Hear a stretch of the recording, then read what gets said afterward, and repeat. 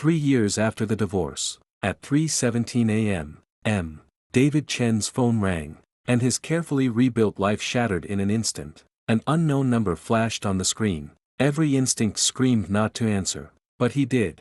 Is this David Chen? David Chen, who was married to Rachel Martinez. The voice on the other end was calm, professional, desperate. Nurse Williams from St. Mary's Hospital explained that Rachel had been in a severe car accident, was in emergency surgery, and might not survive without an immediate kidney transplant. His hands trembled. Memories of their love, their fights, their divorce, all came crashing back.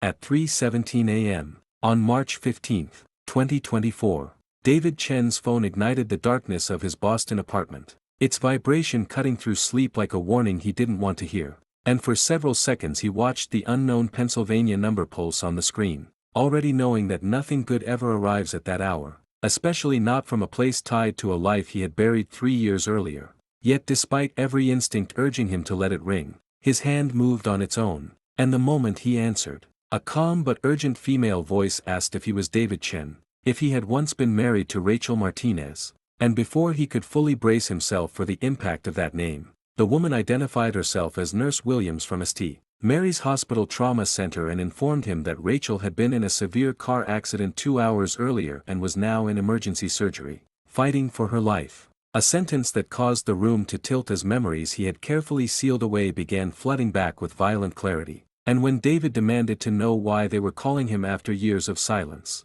years defined by lawyers, paperwork, and deliberate distance, the nurse answered without hesitation that Rachel had lost one kidney in the crash, that the remaining one was rapidly failing, and that without a transplant in the next 12 hours her organs would begin to shut down, explaining that hospital records showed David was O positive and potentially the only viable match. Words that transformed the call from information into an ultimatum, because in that instant the past was no longer something he could compartmentalize or outrun. It was alive, bleeding, and tethered to him by biology and shared history. And as he tried to regain control through logic, pointing out that he lived in Boston, that Pennsylvania was 6 hours away, that this couldn't realistically fall on him, the nurse calmly countered with the existence of a 6 a.m. flight and the blunt truth that Rachel did not have time for hesitation, reflection, or emotional processing, only a yes or a no, and then the line went dead, leaving David standing alone in the quiet of his apartment with a phone that felt heavier than it should, because every wall he had built to protect himself from that marriage began to crack, releasing images of Rachel dancing barefoot in their kitchen, Rachel screaming during their worst fights, Rachel signing divorce papers with shaking hands and mascara-streaked cheeks while whispering that she had really believed they would last. And as the clock on the wall ticked forward, each second erasing the illusion of distance and closure, David realized the cruelty of the choice before him was not simply whether to save the woman he once loved, but whether he could live with himself if he chose not to, because if he stayed where he was and Rachel died, the question of whether he could have saved her would follow him for the rest of his life. And in that unbearable stillness, with dawn inching closer and his carefully rebuilt life trembling on the edge of collapse, David understood that one decision made before sunrise would determine not only Rachel's fate, but the meaning of everything he believed he had already survived. David Chen didn't hesitate. By 3:52 a.m., he had made his choice and called the hospital back, his voice steadier than he felt as he booked a flight to Pennsylvania, realizing that the quiet, predictable life he had painstakingly constructed over 3 years, his apartment in Boston, his job, his relationship with Amanda, was about to collide violently with a past he thought he had escaped. And as he tossed clothes into a bag, scribbled a quick note for his roommate, and informed his boss of a sudden family emergency, the weight of the decision pressed down on him with a gravity he hadn't felt since the divorce. Because this was not simply a reunion or a conversation, this was an act of literal life and death, and every second he spent debating logistics was time Rachel might not have. Yet in the flurry of preparation, memories came flooding back unbidden, Rachel dancing barefoot in their small kitchen at midnight, her laughter echoing off the cabinets, the anger and desperation during arguments about money, family,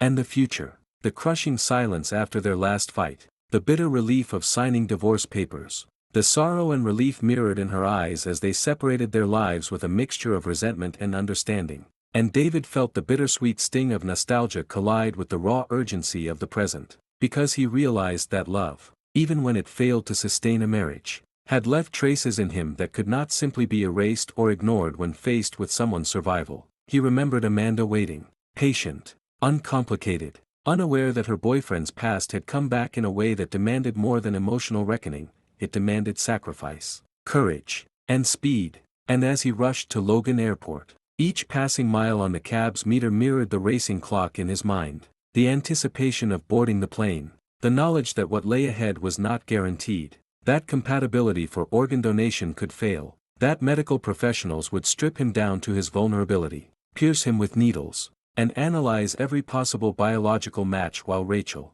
unconscious and fighting for her life, depended on his decision. And yet, despite the adrenaline and the fear, David found a strange clarity in the inevitability of action, because hesitation now was complicity in potential death, and the carefully built walls around his heart and his past seemed simultaneously fragile and irrelevant. And as he stepped onto the plane at dawn, the hum of engines blending with the pounding of his own heart, he realized that the next few hours would redefine him, forcing him to confront the enduring consequences of choices, both those he had made and those he had avoided, because the path to saving Rachel, and perhaps reconciling with the fragment of humanity he had preserved in himself, was fraught with risk, with the unknown, and with the unalterable fact that some ties, no matter how broken, refuse to be severed. And for David Chen, the realization was both terrifying and resolute. He was about to face the past head-on, and there was no turning back.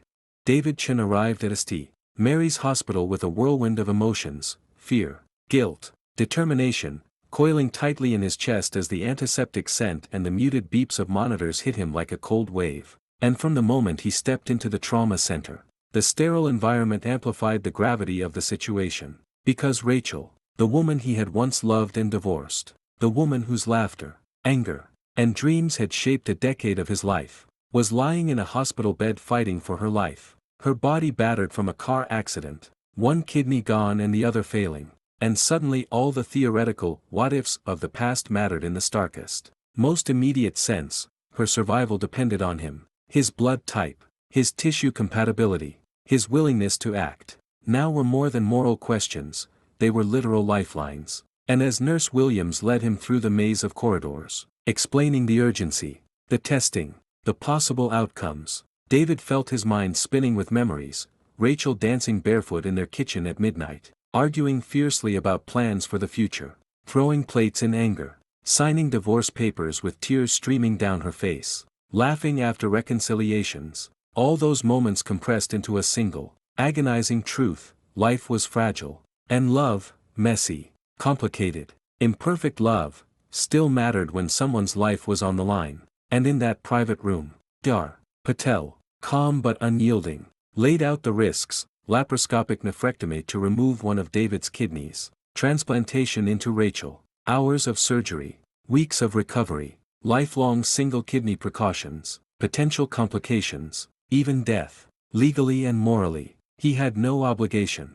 yet the weight of responsibility was suffocating. And while he waited for blood work and compatibility testing, every second stretched unbearably as he considered the life Rachel had built in his absence. The quiet world he had created for himself in Boston, the relationship with Amanda that would be complicated, if not ended, by this choice. And still, despite the pain of memories and the anxiety of the unknown, David knew that he could not walk away, because the alternative, the image of Rachel not waking up, of her life extinguished, was intolerable, unbearable, a decision he could never forgive himself for. And when Marcus, Rachel's older brother, arrived, their reunion was silent yet profound, eyes conveying grief, fear, and tentative trust. And when he learned he was the perfect match, blood type, tissue markers, organ viability, David's chest tightened with the paradoxical weight of hope and fear, knowing that within hours he would have to surrender part of himself to give her life, to face the pain of surgery, the uncertainty of recovery, the possible end of his own dreams for love and stability. And yet in that sterile, humming hospital room, the clarity struck him like lightning: this was the ultimate measure of choice, compassion, and courage. And though the hours ahead would test him physically and emotionally, the truth remained inescapable: David Chen could save the woman he had once loved, and in doing so, he would confront the enduring, impossible, unbreakable bonds of the past. Because sometimes the hardest decisions are the ones that define the rest of your life. David sat in the small, tense room, the fluorescent lights above humming quietly, and every second felt like an eternity as the implications of the situation settled over him. Rachel, the woman who had once shared his life for a decade, the woman whose absence had forced him to rebuild himself in Boston, was now in the most vulnerable state imaginable, and her survival rested on him, on a decision that was as physical as it was moral, because agreeing to donate a kidney wasn't simply a medical procedure, it was a surrender of part of himself, a tangible offering of trust and care that transcended past resentments, heartbreak, and the fractured years between them. And as he watched the clock tick toward the deadlines imposed by failing organs, David's mind flashed through a relentless montage of memories, arguments over trivialities that had escalated into shouting matches, quiet nights where unspoken love lingered in glances and smiles, moments of laughter in restaurants and late-night walks, the cold, sterile finality of signing divorce papers with mutual, subdued relief, the tears that followed, the stark realization that life moved on and that love, in some forms, could survive only in memory. And now here he was, confronted with the ultimate test: risk his health, face pain and recovery, disrupt the life he had painstakingly rebuilt, potentially alienate Amanda, his steady, uncomplicated girlfriend who knew nothing of the history he carried, or refuse, preserving his comfort and safety while the woman who had once been his heart teetered on the edge of life and death. And with every option weighed, fear gripped him, yet a deeper force, compassion, loyalty, the remnants of love unbroken by time or anger, demanded action. Because David understood that some responsibilities transcend personal grievance. And the nurse returned with the blood tests, urgency in her tone, eyes seeking his answer, while Dr. Patel outlined once more the surgical risks: laparoscopic nephrectomy, possible complications, lifelong adjustments, the threat of infection or organ failure, and even mortality. And David's stomach churned as he realized that moral rightness and legal obligation were irrelevant here. The only question was whether he would rise to the moment or allow fear and self-interest to dictate fate. And in that charged silence, he felt the weight of decades, the life they had built, the love they had lost, the lives they could still touch. And then, in a breathless, irrevocable instant, he made his decision, dialing his consent, committing to the surgery, surrendering a kidney to save Rachel, to act where chance and tragedy had left no other options. And as he hung up, a strange clarity settled over him. Pain would come, recovery would challenge him, the past would haunt him, yet he had chosen courage, chosen compassion, chosen to do what was right even when no one was watching. And in that moment, David understood that sometimes the choices that define a person are the ones that demand everything they have, leaving no room for regret, no space for hesitation, only action. And in that sterile, humming hospital room, with time ticking and fate balanced on a razor's edge, he felt the profound, almost unbearable weight of being human, of being capable of love and sacrifice in a world that rarely asks for either. And as he prepared to walk into the operating theater, heart pounding, hands trembling, David Chin knew that he was about to confront not just a surgical challenge, but the enduring truths of life, love, and redemption.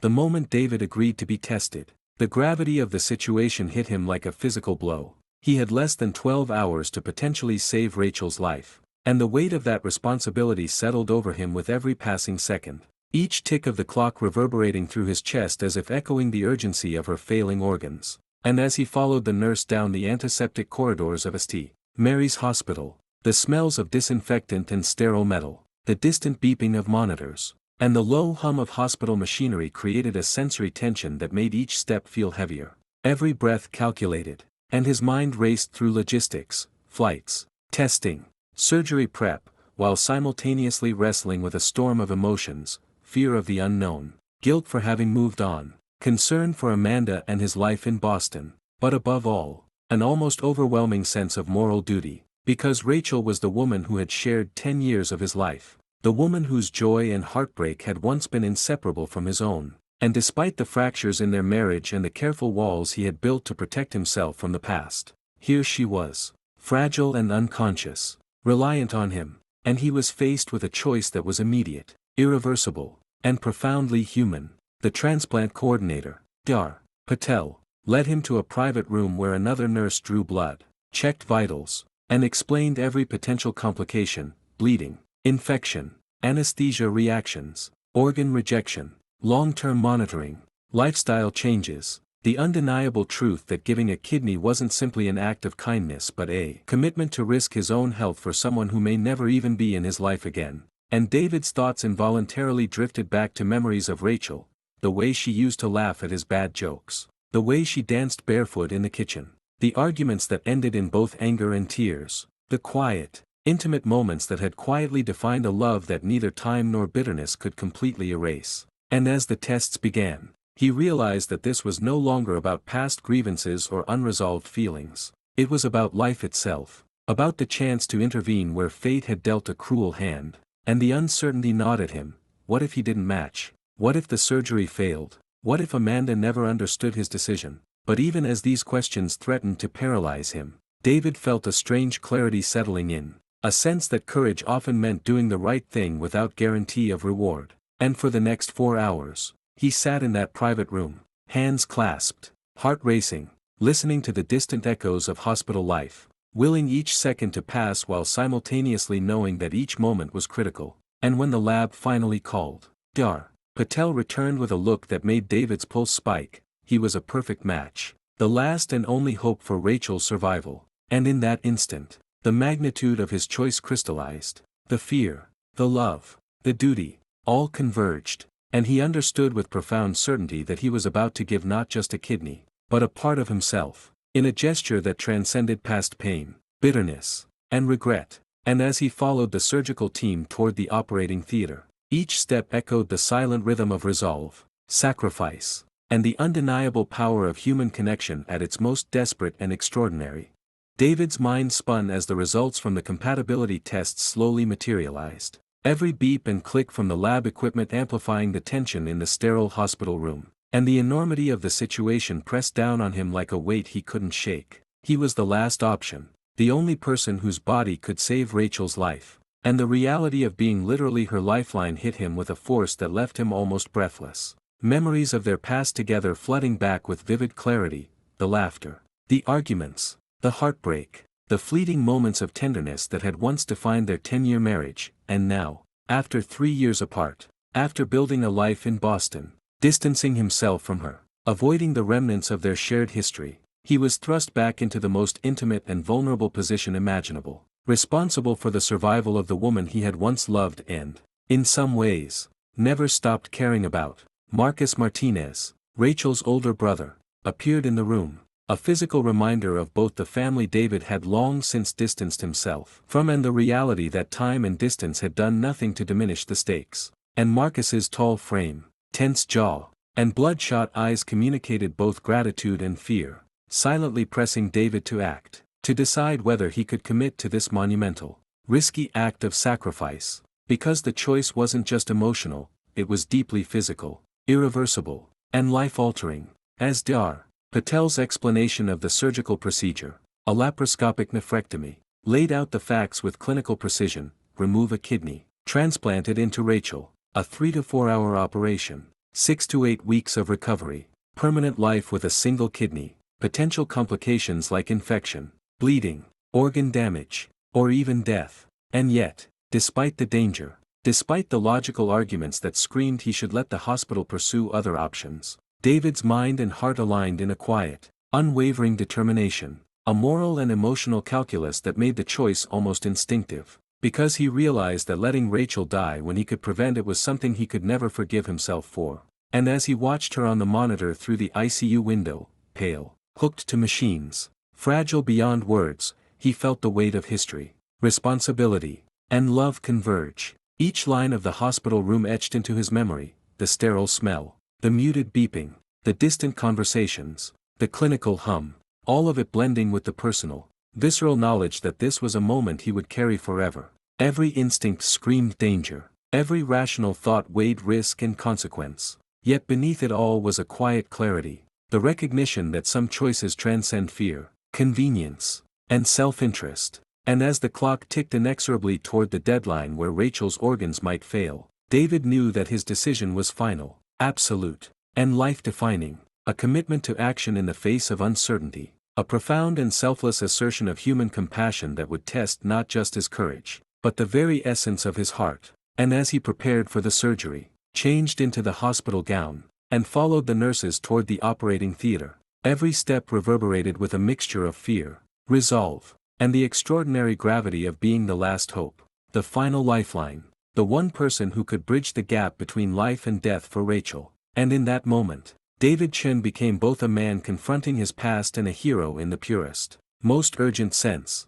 The morning of surgery arrived with a quiet tension that pressed against David Chen's chest like a physical weight. Every step through the sterile corridors of St. Mary's Hospital measured, deliberate, each echo of his shoes on tile amplifying the enormity of what he was about to do, because beyond the antiseptic smell, the distant beeps, and the steady hum of hospital machinery, Rachel's life hung in a precarious balance that depended entirely on his next hours. And as he followed the surgical team into the pre-op area, his heart raced not with panic, but with the clarity of inevitability, the understanding that courage was no longer a choice but a necessity, that every fear, every regret, every fragment of past love coalesced into this singular moment where hesitation could equal loss. And as nurses guided him through gowning, for placement, and final vitals, he felt the surreal gravity of surrendering a part of himself, the knowledge that in a few hours he would be physically diminished yet morally enlarged, that his sacrifice was both intimate and irreversible,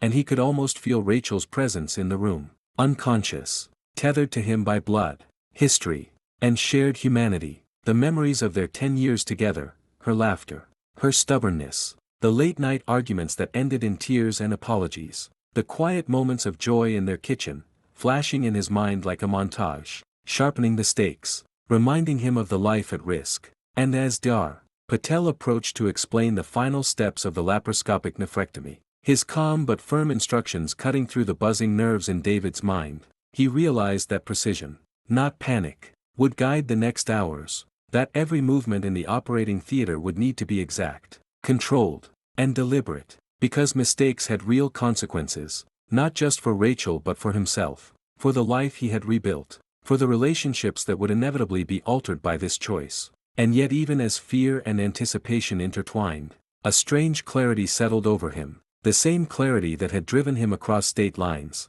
that had catalogued every past moment of deception and memory, now transformed into resolve, into a quiet, unshakable determination to do what was right, because morality and compassion outweighed convenience, comfort, and self-interest. And as he was guided onto the operating table, the bright overhead lights reflecting off stainless steel and sterile white, he took a deep breath, feeling the rhythm of his own heartbeat echoing the rhythm of life itself, the fragile, tenuous, extraordinary life that depended on him. And as anesthesiologists prepared the medications, checked monitors, and explained the induction sequence, David's thoughts briefly flicked to Amanda, to Boston, to the life he would momentarily leave behind. And he realized that courage was not the absence of fear but action in spite of it, that heroism sometimes demanded the surrender of comfort and certainty. And with that understanding settling in like armor, he closed his eyes, felt the first wave of anesthesia, and let the team guide him forward,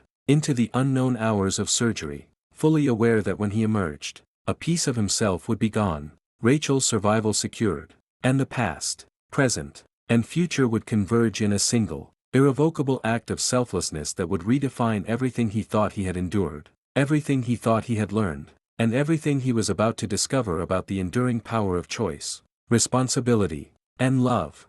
David's heart pounded as he was led down the antiseptic corridors of St. Mary's Hospital toward the operating room, the sterile smell of disinfectant mingling with the cold, clinical hum of fluorescent lights above, every step echoing the gravity of what he was about to do. And yet, despite the fear gnawing at his chest, there was a strange clarity in the mission before him: save Rachel's life. His mind replayed the chaotic, intimate fragments of their past, Rachel laughing too loudly at a shared joke, storming out of the apartment in frustration, signing divorce papers with trembling hands, the quiet mornings they spent sipping coffee and talking about nothing, and now all of it seemed suspended in time, as if the universe had pressed pause and forced him to confront not just her survival, but the unresolved weight of 10 years together. Because this wasn't just surgery, this was a reckoning, a physical act that carried the invisible, emotional scars of love lost, of choices made, of a life that had split into two separate paths.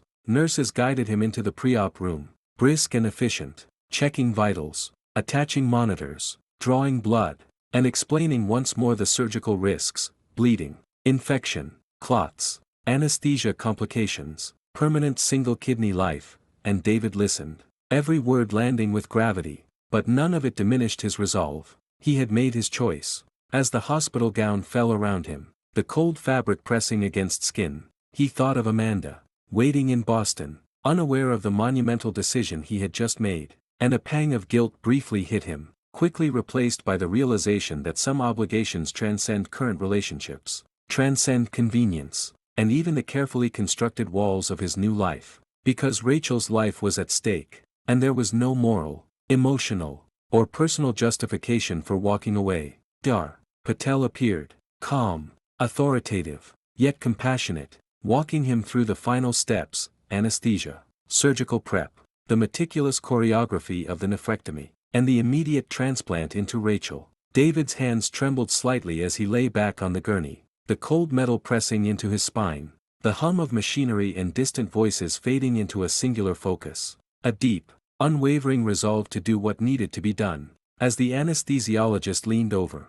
counting backward from 10, David felt the weight of history, responsibility, and choice converge: 10 years of love, heartbreak, growth, and loss distilled into a single, life-saving act. When he reached 6, the last fragments of conscious thought clung to memories of Rachel, her stubbornness, her warmth, her laughter, the intensity of their arguments, and he allowed himself a fleeting, quiet gratitude for having loved so fiercely, so completely. Even if it had ended, darkness overtook him, and the operating room became a silent stage where skill, precision, and human will intertwined, a space where his courage, his heart, and his past collided with destiny. And as the surgeons worked with calculated precision to remove his kidney, every second resonated with a tension beyond fear, beyond anticipation, a deep, raw certainty that in giving this piece of himself, he was offering not just an organ, but the profoundest act of hope, selflessness,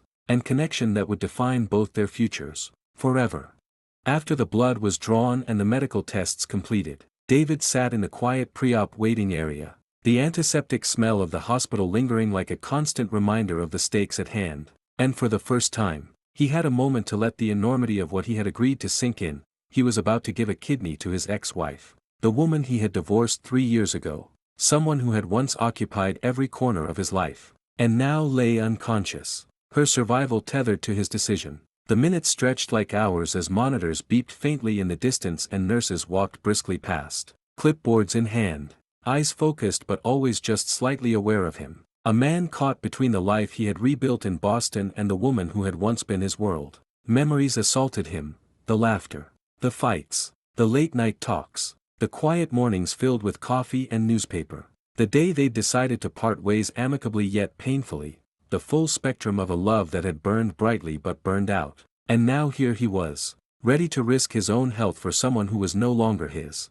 and the ethical and emotional weight of that decision pressed down like a tangible force on his chest. He thought of Amanda, patient and understanding, waiting miles away, who had no idea her boyfriend was about to undergo major surgery for an ex-wife he hadn't spoken to in years. And guilt twisted briefly around his heart before he reminded himself that this wasn't about obligation to the present, but the undeniable truth that someone's life hung in the balance. And he could not, would not, walk away. The waiting room was silent except for the hum of fluorescent lights and distant conversations, each tick of the clock hammering home the fact that time was fleeting. Rachel had lost one kidney in the accident, the other was failing, and the window to act was narrowing with every passing second. He stared out the window at the gray morning sky, the city moving on below him, oblivious to the quiet storm of life and death decisions unfolding in this hospital, and tried to steady his mind, focusing on breathing, on the concrete logistics of the surgery, on the detailed instructions Dr. Patel had given him about risks, recovery, and the reality of living with a single kidney, because there was no room for doubt, only resolve. Nurses returned periodically to check his vitals, each glance at him carrying a mix of professionalism and subtle human understanding, and he realized how strangely intimate it felt to be entirely at the mercy of a system built on trust, precision, and human skill. Then, At precisely 2:17 p.m., Dar. Patel appeared with a calm but serious expression, his eyes meeting David's, conveying without words that the test results were ready, that the moment of truth had arrived, and that the next decision, the simple fact of compatibility, would dictate whether Rachel survived or not. David rose, heart hammering in his chest, and followed the doctor down the hall to the lab results room, every step resonating with the weight of memory, choice, and consequence, knowing that what he was about to hear would forever define the lines between love, duty, courage, and the indelible pull of the past he thought he had left behind. The technician handed over the report. David's eyes scanned the sheet, perfect match, blood type, tissue markers, everything aligned. Relief and terror collided inside him as he absorbed the reality: he could save her, but he would never be the same afterward. 3 years apart, 2 separate lives, and now a single act of selfless courage would bind their fates again in a way that neither could ignore. Every fear, every memory, every heartbreak converged in that moment, and David realized that the past he had thought buried was now inseparably intertwined with the future he had to face. David felt the weight of inevitability pressing down as the nurses led him to the pre-op area, a sterile room that smelled of antiseptic and anxiety, where the gravity of what he had agreed to became tangible in the cold gleam of surgical instruments and the white uniforms moving with precise efficiency. He changed into the hospital gown, the fabric thin and unfamiliar, the open back exposing more than his skin. It was an exposure of trust, vulnerability, and the quiet terror that accompanied stepping into a procedure with permanent consequences. For lines were inserted with practiced ease, medications dripped in measured doses, and monitors were attached to track his vitals, each beep a rhythmic reminder that his life would soon be intersecting with Rachel's in the most intimate and irreversible way. His hands shook slightly as he sat on the edge of the bed, trying to focus on breathing, on counting in his head, on anything that could steady the whirlwind of thoughts racing through him: the accident, the hospital call at 3:17 a.m., the years since the divorce, Amanda waiting miles away in Boston, and the reality that in a few hours, he might be physically diminished but morally resolute, having chosen life over fear. The surgeon, Dar. Patel, entered with a calm authority, explaining once more the risks: infection, bleeding, clotting, anesthesia complications, permanent reliance on one kidney, the potential for long-term health changes, and the stark truth that this was not just about saving someone else, it was about irrevocably altering his own body, his future, and the tenuous balance between altruism and self-preservation. David's mind flashed to memories of Rachel, the fights, the laughter, the quiet moments of understanding, the divorce papers signed with trembling hands and mutual heartbreak, the excruciating clarity of separation, and realized that love, no matter how complicated or failed, had left an indelible mark that could not be ignored. Nurses guided him through the final preparations, vital checks,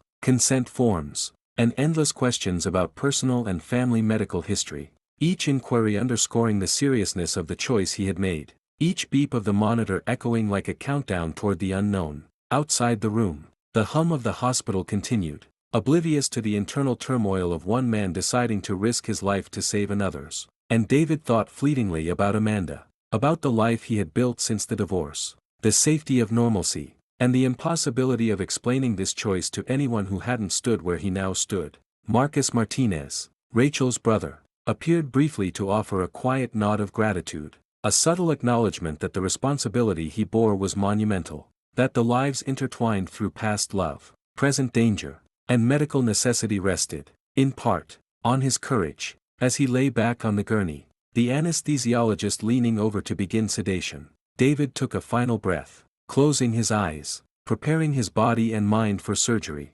for pain, for healing, and for the unforeseen consequences of choosing selflessness over comfort, knowing that in the coming hours, he would either witness the miracle of life preserved or confront the fragility of mortality, and that this decision, made in the early hours of a cold morning, would echo in every heartbeat he had left.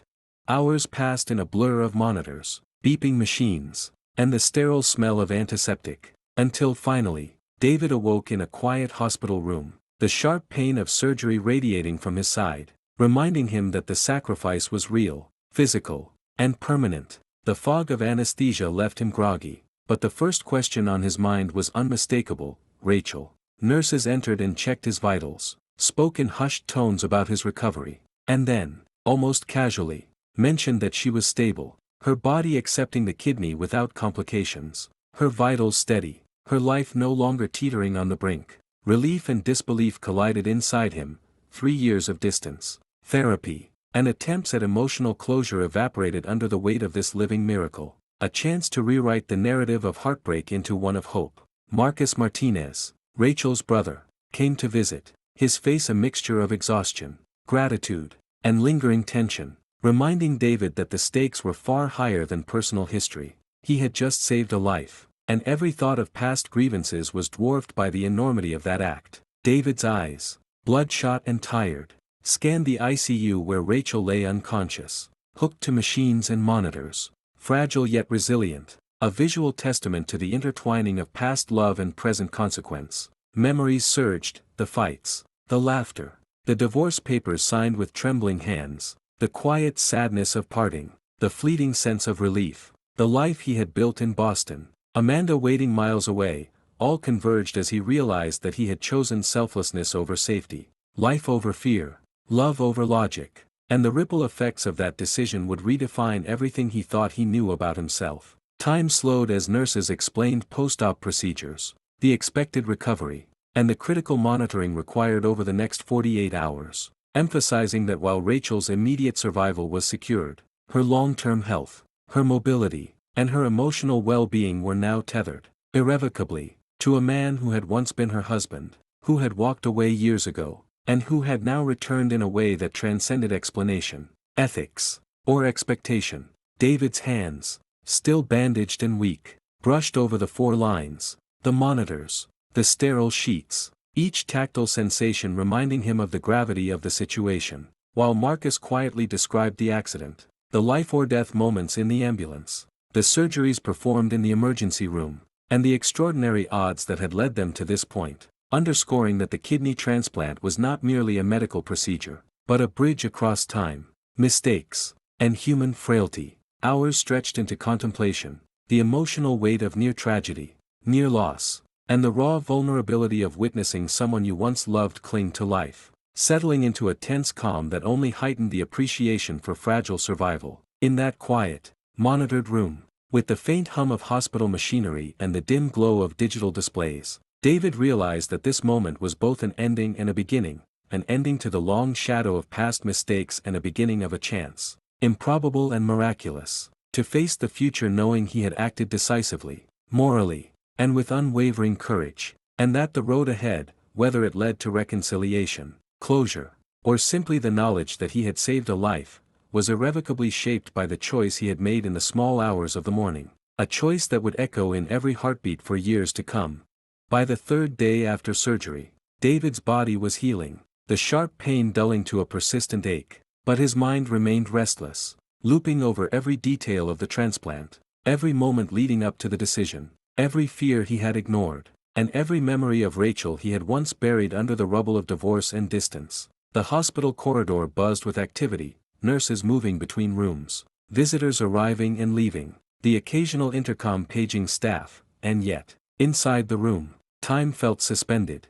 Then, as if summoned by fate, a small figure appeared in the doorway, Rachel. She was walking slowly, cautiously, her hospital gown slightly oversized, hair disheveled, yet her eyes, those familiar, expressive eyes, locked onto David's. Their gazes met for the first time in years, a silence that spoke louder than words. Shock, recognition, gratitude, and lingering pain all mingled in her expression. She stopped a few feet away, hesitant, almost afraid to breach the gap, and David, still weak but determined, reached out, his hand trembling, scarred, and real, bridging the distance that years and heartbreak had tried to build. Their eyes held each other, and in that unspoken moment, the past, the laughter, the arguments, the love, the divorce, collapsed into a single fragile present. No one said a word at first. The hum of machines and the faint scent of antiseptic framing the gravity of the scene. Rachel finally whispered, a voice rough but steady, I don't know how to thank you. David shook his head. You don't need to, just live. That's all the thanks I need. Relief, astonishment, and a sense of completion flooded her expression. But beneath it was curiosity, a quiet reckoning. Why had he done this for her? After all the pain, after all the distance. Marcus Martinez, standing discreetly nearby, smiled faintly but didn't interrupt, understanding that this was a moment that needed to belong solely to them. David watched Rachel, noting the small tremors in her hands, the subtle exhaustion in her posture, the fragility that contrasted sharply with the strong, stubborn woman he had once known, and he realized that the act of saving her had not only preserved her life but had also cracked open something in himself, a part of him that had never stopped caring, that had never truly let go of the love they had shared. They spoke cautiously at first, fragments of conversation about the accident, about the critical moments in surgery, about Marcus and the medical team, the events that had forced their paths to converge in this extraordinary way. Every word, every glance carried weight, a shared acknowledgement that life was finite, choices were irreversible, and moments like this were rare and sacred. By the end of that first encounter, David and Rachel had established a delicate, fragile bridge between their past and the uncertain future, recognizing that while their lives had diverged, fate had granted them a rare second chance, not only to survive but to redefine what it meant to care for one another, to forgive, and perhaps, slowly, to rebuild trust and understanding on a foundation stronger than love alone, shared experience, sacrifice, and the profound knowledge that life could be lost and found in a single, selfless act. The days following the transplant were a strange blend of pain, relief, and quiet introspection for David. His body ached from the surgery, every movement reminding him of the gravity of what he had done, but his mind was equally consumed with thoughts of Rachel, how fragile she had been lying unconscious, how alive she now seemed, yet how dependent on him her recovery was. He watched the monitors, tracked the medication schedules, and spoke in low tones with nurses, but his attention constantly returned to her hospital room, where Rachel moved slowly, learning to trust her body again, to breathe, to sit, to walk, to reclaim the life that had almost been stolen. Each small milestone, the first time she ate solid food, the first time she took more than a few steps without assistance, the first moment her eyes lit up with recognition of the world outside her window, felt like a personal victory, a confirmation that his choice had been worth every second of fear, every pang of doubt. And yet, the emotional weight pressed down, memories of the past, arguments over future plans, silent dinners, the divorce papers signed in trembling hands, surfaced relentlessly. He couldn't ignore that the woman he had helped save had once hurt him deeply, had walked away from a decade of shared life. Yet now here she was, fragile and alive because of him. Marcus's presence was a quiet anchor, Rachel's brother observing, supportive but careful not to interfere, offering guidance when needed, filling in gaps, managing hospital logistics. But the space between David and Rachel was theirs alone. They began speaking, haltingly at first, about trivial matters, the hospital staff, her discomfort, the slow, tedious process of recovery. But beneath those practical exchanges ran an undercurrent of unspoken emotions, guilt, gratitude, love, regret, and an acknowledgement of second chances. Conversations gradually deepened, with Rachel tentatively asking questions about Boston, about his life since they had parted, about the quiet ache of separation that she had endured as he had. David shared sparingly, choosing words carefully, aware that each sentence carried more weight than any casual chat. Each glance a reflection of years spent apart, of choices made and consequences endured. Slowly, Rachel began to regain strength, and with strength came confidence, determination, and curiosity about what the future might hold. For David, observing her resilience was both comforting and challenging, a reminder that life is fragile, but people are capable of extraordinary recovery, of forgiveness, of moving beyond past mistakes. In those days, the hospital room became more than a space of healing. It became a crucible for reconciliation, for understanding, for recognizing that love and responsibility are not always defined by presence or absence but by action, sacrifice, and commitment. By the end of the module, David and Rachel had established a fragile rhythm, a cautious, careful reconnection that was neither hurried nor assumed. The transplant had preserved her life, but it had also preserved a possibility, a chance to explore whether the bond they had once shared could evolve into something stronger, wiser, and more resilient. Every small step she took in recovery mirrored an internal progress in their relationship, and every day was a reminder that second chances come with responsibility, patience, and an openness to letting life unfold in unexpected, often humbling ways. The days following Rachel's stabilization were filled with a surreal mix of relief, exhaustion, and reflection for David, as every moment in the hospital reminded him of the gravity of the choice he had made. The physical pain from his surgery lingered, a constant reminder of the kidney he had given, but the emotional weight was far heavier, watching Rachel slowly regain strength, witnessing her first tentative steps, seeing the color return to her cheeks, and hearing her quiet, raspy voice thank him repeatedly created a tension between gratitude and lingering resentment, between past heartbreak and present responsibility. Conversations that began with practical matters, medications, checkups, physical therapy, soon drifted into memories, confessions, and tentative admissions of fault. Rachel, once so independent and determined to move on, now relied on him in ways that reminded David of the intimacy and trust they had once shared. Yet each interaction carried the unspoken acknowledgement of betrayal, divorce, and years lost. Marcus remained a quiet presence, mediating when necessary but allowing them the space to navigate these raw emotions themselves, his tall frame and steady demeanor providing a subtle sense of security. David found himself grappling with contradictions. He was helping the woman who had hurt him, who had left him, who had built a life without him, yet his actions were guided not by obligation but by a deep, unwavering sense of compassion and a recognition of the value of human life beyond personal grievances. The hospital room became a microcosm of reconciliation, where small gestures, adjusting pillows, handing her water, sitting quietly while she rested, were laden with significance. They began tentatively addressing the past, what went wrong, what they misunderstood about each other, how their shared love had been undermined by timing, miscommunication, and stubbornness. Rachel expressed shame and regret. David acknowledged pain and disappointment, and slowly a fragile bridge of understanding emerged. Outside the hospital walls, life continued, but the weight of these days created a new context for David. Relationships are never defined solely by history but by actions in critical moments. By the end of the module, they had begun to navigate this new reality with cautious hope, David recovering physically and emotionally, Rachel reclaiming her body and her confidence, and both of them confronting the delicate balance between past grievances and present responsibilities. It was clear that while the transplant had saved her life, it also catalyzed the possibility of restoring trust, redefining connection, and facing the lingering consequences of love, mistakes, and choices with honesty, patience, and a commitment to letting the future evolve slowly and deliberately. Each day in recovery was a testament to endurance, forgiveness, and the unanticipated ways in which life can demand courage, empathy, and the willingness to confront one's deepest fears and hopes simultaneously.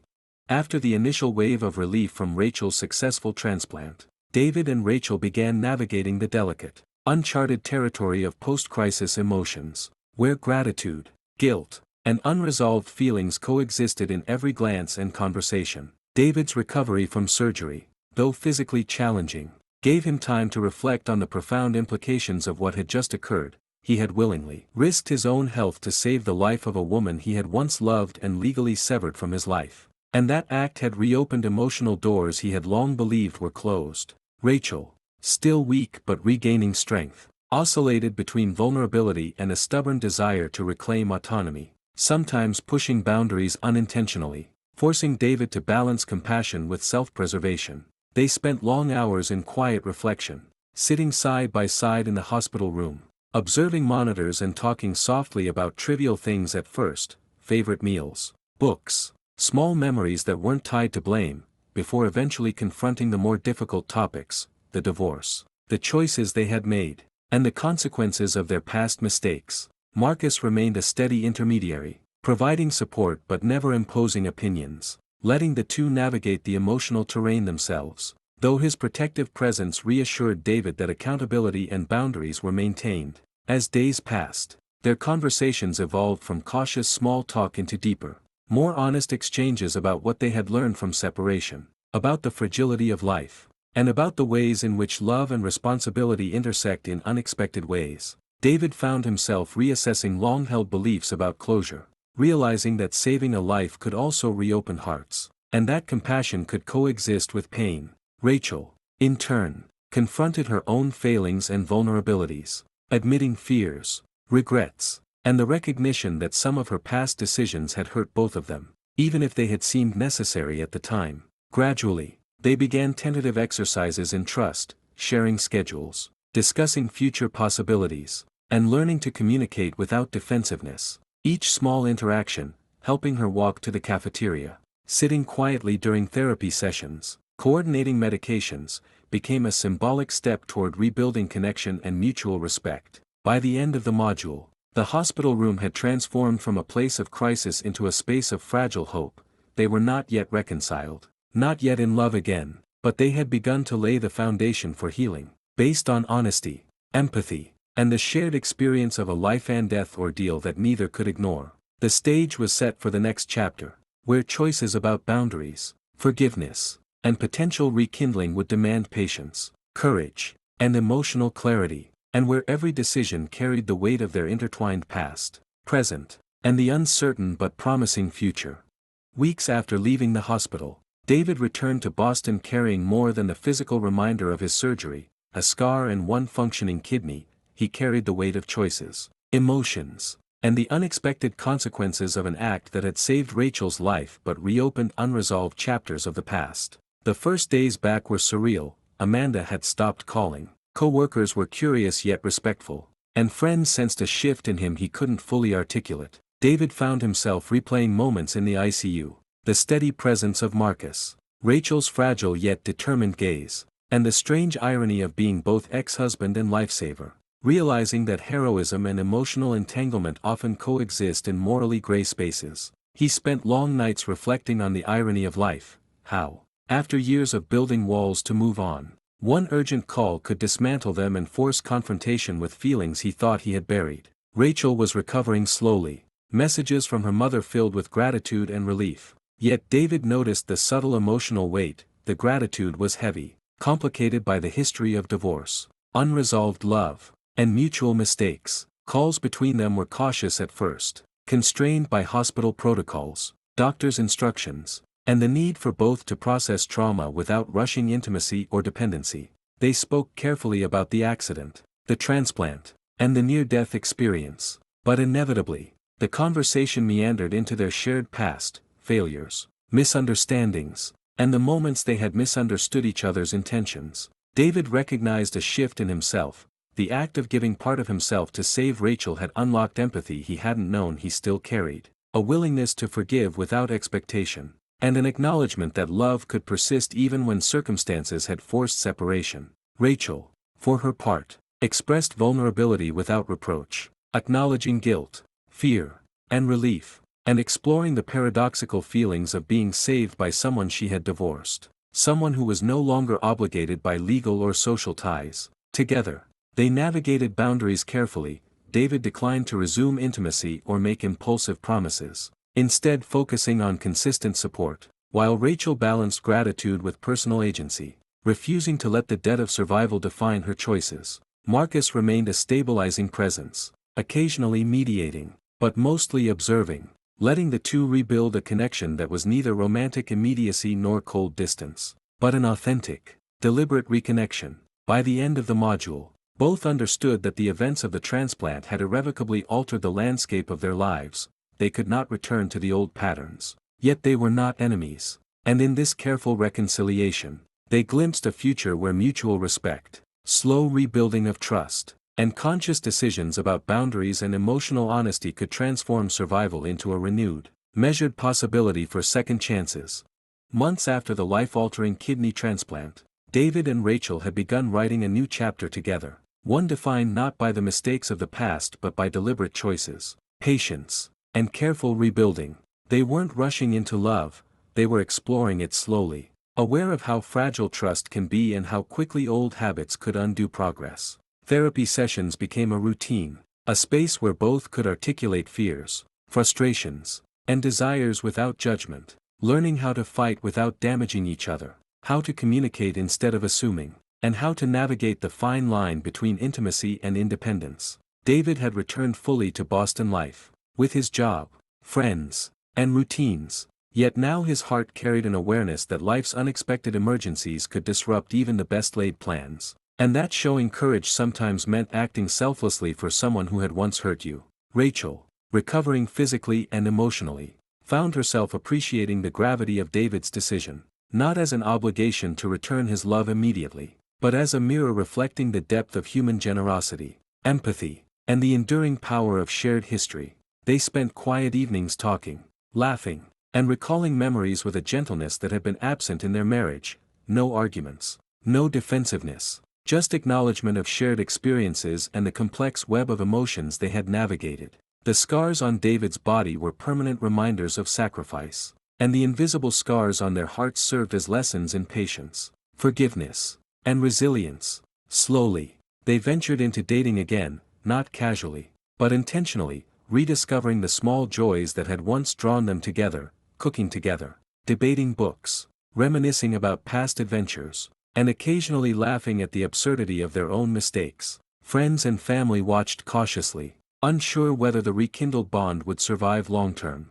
But David and Rachel moved deliberately, each decision carefully weighed, each step toward closeness chosen consciously rather than reflexively. The world outside continued in its usual chaos, jobs, deadlines, social obligations, but within this carefully constructed space, they nurtured connection without suffocating it, love without entitlement, and companionship without expectation. The past was never erased, but it no longer dictated their actions. Instead, it informed wisdom, restraint, and a profound appreciation for the fragility of life and relationships. And while they didn't know what the future would hold, whether this second chance would last forever, they had chosen to embrace the uncertainty together, honoring both their individual growth and the undeniable bond that had once tied them and, remarkably, had survived near death and heartbreak. David and Rachel weren't rushing to a wedding, a cohabitation, or a social milestone.